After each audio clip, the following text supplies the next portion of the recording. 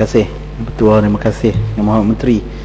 Saya berasa berminat terhadap pernyataan yang dibuat oleh Yang Mohd Menteri berkaitan dengan penguatkuasaan yang dibuat oleh pihak kementerian terhadap majikan-majikan yang menggunakan kanak-kanak sebagai pekerja atau orang muda sebagai pekerja.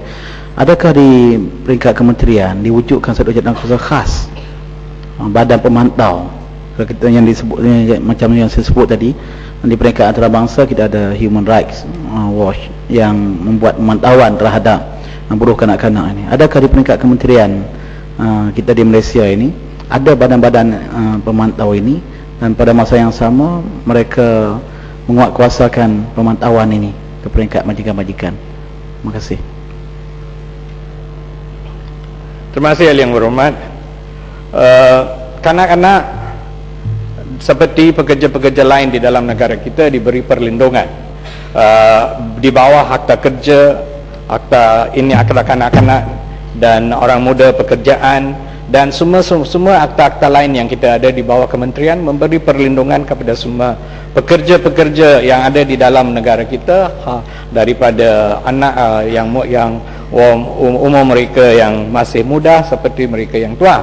Tetapi dan salah satu daripada tanggungjawab Jabatan Tenaga Kerja dan pegawai-pegawai mereka yang ada di dalam semua daerah ialah untuk buat lawatan dan siasatan kepada kes-kes yang ada di dalam kawasan mereka.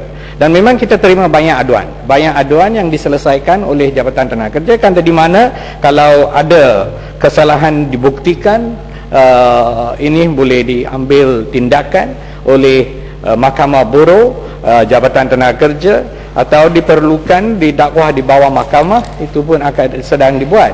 Tetapi isu yang saya telah jelaskan tadi ialah kadang-kadang kita tidak mempunyai aduan. Itu yang menyusahkan kita untuk mengambil tindakan ke atas kes-kes yang tidak diketahui.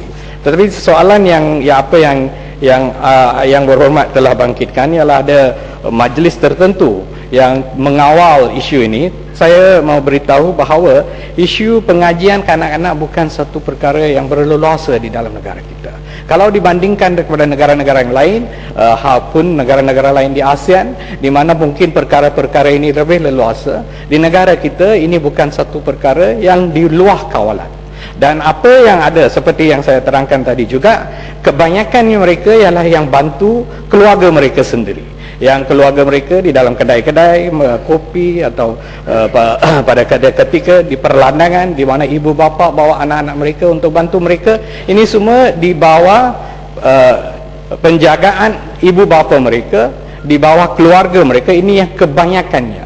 Yang kes-kes di mana kanak-kanak dieksploitasi atau digunakan sebagai tenaga buruh secara kepaksaan, ini adalah satu perkara yang bukan berleluasa seperti ada di dalam negara-negara yang lain.